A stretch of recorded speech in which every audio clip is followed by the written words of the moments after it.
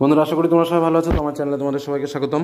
তো তোমাদের জন্য এই মুহূর্তে যেটা শেয়ার করতে চলেছি, মডার্ন কম্পিউটার অ্যাপ্লিকেশনের একটা মডেল কোশ্চেন সেট, তার সঙ্গে এমসিকিউ প্রশ্নের উত্তরগুলো আমরা শেয়ার করব। ইতিপূর্বে তোমাদের সামনে মোস্ট ইম্পর্টেন্ট প্রশ্নগুলো যেগুলো অর্থাৎ সাজেশন রয়েছে সেগুলো তোমাদের সামনে শেয়ার করেছি। তো আজ এই মুহূর্তে যেরকম একটা প্রশ্ন তোমাদের সামনে শেয়ার করছি, আশা রাখছি যে এই প্রশ্নের ভেতর থেকে একাধিক প্রশ্ন তোমরা পরীক্ষাতে কমন পাবে এবং এই টাইপসেরই কিন্তু একটা প্রশ্ন কিন্তু তোমরা পরীক্ষাতে পাবে। তো চলো পরপর আমরা প্রশ্নগুলো দেখে নিই এবং তার সঙ্গে অবশ্যই এমসিকিউ প্রশ্নের যে উত্তরগুলো রয়েছে সেগুলো আমরা জেনে নেব। আমাদের প্রথম যে প্রশ্নটা রয়েছে, দেখো, এক্সঅর গেটের কটি ইনপুট এক্স ও অপর ইনপুট আই হলে আউটপুট কি হবে? এক্ষেত্রে আমাদের উত্তর যেটা হবে 10 x বার, উত্তর হচ্ছে ডি দাগ এক্স বার। পরবর্তী প্রশ্ন আমরা চলে আসি, ন্যান্ড গেট ব্যবহার করে এক্সঅর গেট তৈরি করতে কটি ন্যান্ড গেট প্রয়োজন হয়? এক্ষেত্রে আমাদের যেটা অপশান রয়েছে 2, 3, 4, 5, আমাদের উত্তরটা কত হবে? উত্তরটা হচ্ছে 4, অর্থাৎ সি দাগ।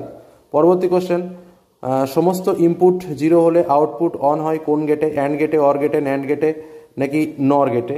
তো এক্ষেত্রে স্বাভাবিকভাবে উত্তর হবে নর গেট, অর্থাৎ উত্তর ডি দাগ।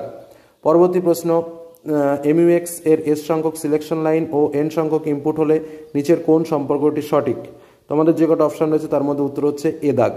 পরবর্তী কোশ্চেন, ডাটা ডিস্ট্রিবিউশন বলা হয় কাকে? মাল্টিপ্লেক্সার, ডিমাল্টিপ্লেক্সার, ডিকোডার নাকি ইনকোডার?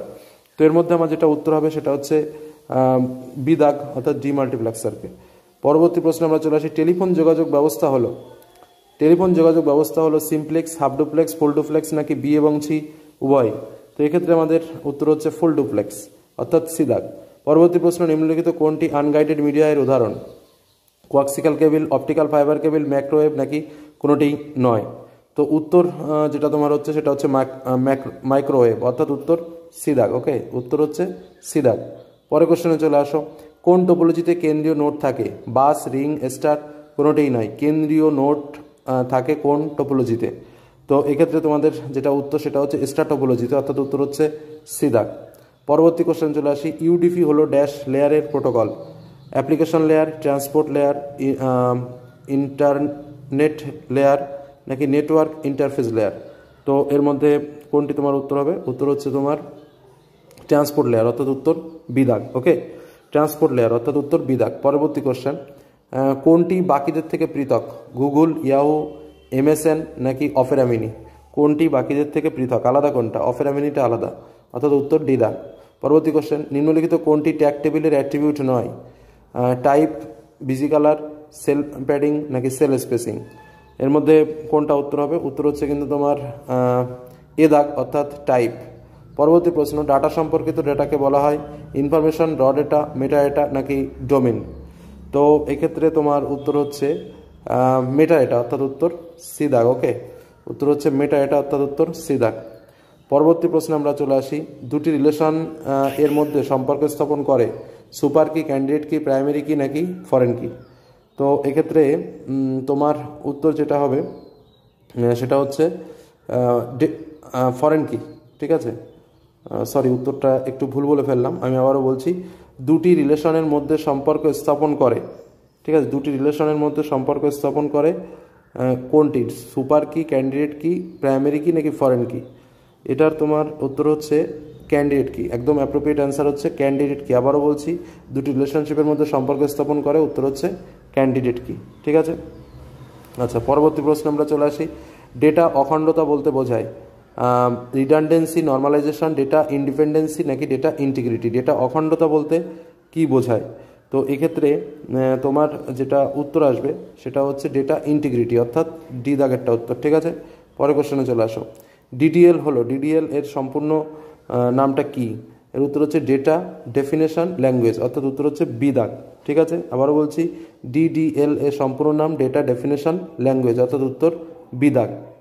পরবর্তী প্রশ্নে আমরা চলে আসি, যে একটা চিহ্ন দেওয়া রয়েছে সেই চিহ্নটি ব্যবহৃত হয় ড্যাশ অপারেশন বোঝাতে? সিলেকশন, প্রজেকশন, কার্টেশিয়ান প্রোডাক্ট, আর এটা হচ্ছে ন্যাচারাল জয়েন।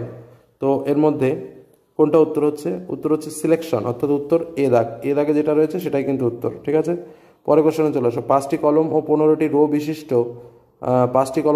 রো বিশিষ্ট টেবিলের ডিগ্রি কত হবে?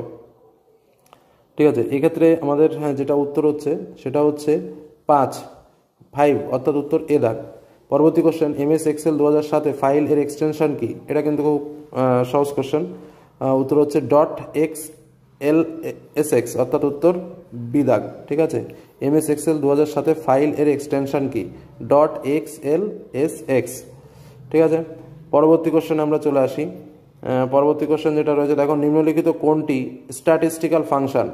সাম, প্রোডাক্ট, এভারেজ নাকি রাউন্ড? তো উত্তরটা হচ্ছে এভারেজ। স্ট্যাটিস্টিক্যাল ফাংশন হচ্ছে এভারেজ, গড়। পরবর্তী প্রশ্ন চলে আসি, এমএস অ্যাক্সেসের রিপোর্ট হলো একটি টুল, অবজেক্ট, রিলেশন নাকি ডেটা টাইপ? তো এক্ষেত্রে তোমার উত্তর হচ্ছে এমএস অ্যাক্সেস তো অবজেক্ট, অর্থাৎ উত্তর বি দাগ। পরবর্তী প্রশ্নে আমরা চলে আসি, এমএস অ্যাক্সেসের কোনো পিকচার সেভ করার জন্য ড্যাশ ডেটা টাইপ ব্যবহৃত হয়? কোন ধরনের ডেটা টাইপ ব্যবহার করা হয়? উত্তর হচ্ছে ওএলই অবজেক্ট ব্যবহার করা হয়, অর্থাৎ উত্তর বি দাগ। পরবর্তীতে আমাদের যে এসএকিউ প্রশ্নগুলো রয়েছে, প্রশ্নগুলো একটু দেখে নেবো, কারণ এই টাইপসের প্রশ্ন কিন্তু তোমরা পরীক্ষাতে পাবে। টু লেভেল সার্কিট বলতে কি বোঝো? কম্বিনেশনাল সার্কিট কি? এক্স নর গেটের ট্রু টেবিলটা অঙ্কন করো। ন্যান্ড এবং নর গেটকে ইউনিভার্সাল গেট বলে কেন? 4:1 মাল্টিপ্লেক্সারের ট্রু টেবিলটি আঁকো। আইএসডিএন এর পুরো কথাটি কি? ব্যান্ড ওয়াইড বলতে কি বোঝো? আপলিঙ্ক ও ডাউনলিঙ্ক কি? হাব ও সুইচের পার্থক্য লেখো। টেলনেট কি অথবা আইপি অ্যাড্রেসের গঠন বর্ণনা করো। আইএসপি কি উদাহরণ দাও। ওয়েব ব্রাউজার কি? দুটি এমটি ট্যাগের উদাহরণ দাও। ট্যাগের একটি অ্যাট্রিবিউটের নাম লেখো। তারপরে এ ট্যাগের একটি অ্যাট্রিবিউট একটা কাজ লেখো। এলআই ট্যাগের একটি কাজ লেখো। আইএমজি এর সিনট্যাক্স লেখো। 30th কলম এবং 4th রো এর সংযোগস্থলে অবস্থিত সেলটির অ্যাড্রেস কি হবে? এসকিউআরটি ফাংশনটির আউটপুট কি হবে? এমএস এক্সেলের যে কোনো দু প্রকার চার্টের নাম লেখো। কোন কোন ভিউতে কোয়ারি দেখা যায়? একটি রিপোর্টের কটি অংশ কি কি? এমএস অ্যাক্সেস ছাড়া অপর একটি আরডিভিএমএস এর নাম লেখো। এবার আসবো আমাদের ব্রড টাইপের যে প্রশ্নগুলো আছে, তোমরা প্রশ্নগুলো দেখে নিতে পারো। প্রথম প্রশ্ন, একটি 1:4 ডিমাল্টিপ্লেক্সারের ব্লক ডায়াগ্রাম, ট্রু টেবিল এবং সার্কিট ডায়াগ্রামটি অঙ্কন করো। আর হাফ সাবট্রাক্টর এবং ফুল সাবট্রাক্টরের মধ্যে দুটি পার্থক্য লেখো। অথবা একটি 3:2 ডিকোডারের ব্লক ডায়াগ্রাম, সত্য সারণী এবং লজিক সার্কিট অঙ্কন করো। ডেসিমাল থেকে বাইনারি থেকে এনকোডারের সত্য সারণীটি লেখো। এইচটিএমএল স্টেটমেন্টগুলির ভুল নির্দেশ করে সঠিক রূপটি লেখো। এটা তোমরা প্রয়োজনে একটি স্ক্রিনশট করে নিতে পারো। পরের প্রশ্নে চলে যাই, হাইপারলিঙ্ক কি? কিভাবে এইচটিএমএল ডকুমেন্টকে হাইপারলিঙ্ক ব্যবহার করা যায়? উদাহরণ দাও। সব শর্ট টাইপের প্রশ্ন। তারপরে অথবাতে থাকবে এইচটিএমএল ডকুমেন্টে কত ধরনের লিস্ট ব্যবহৃত হয়, কি কি? বডিটাকে ব্যবহৃত দুটি অ্যাট্রিবিউটের নাম এবং তাদের কাজ লেখো। এইচটিএমএল ডকুমেন্টে চলমান টেক্সটের ব্যবহার কীভাবে করবে? উদাহরণ দাও। নিচের আরডিভিএমএস স্কিমাটি দেখো। এসকিউএল এর সাহায্যে কোয়ারিগুলি লেখো।